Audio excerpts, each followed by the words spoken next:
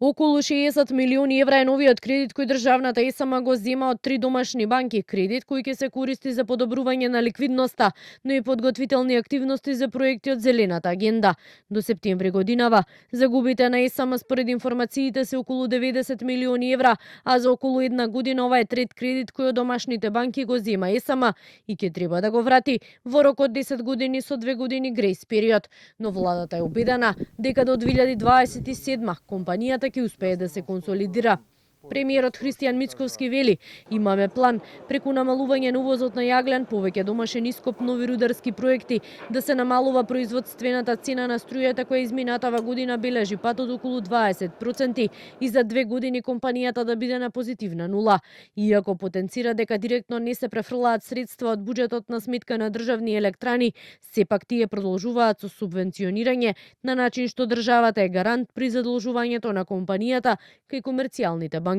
Најголемиот приход доаѓа од електричната енергија која што ја продаваат на снабдувачот, тоа е Евана Хол.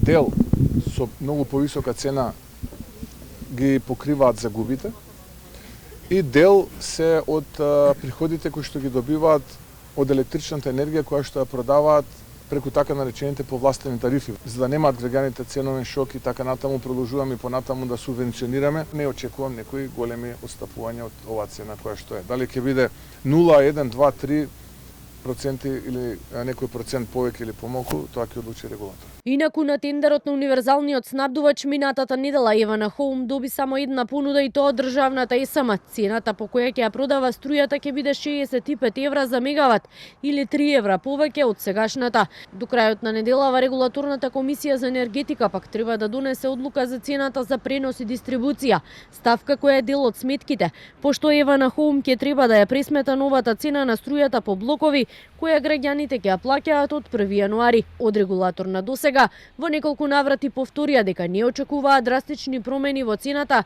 за домаќинствата.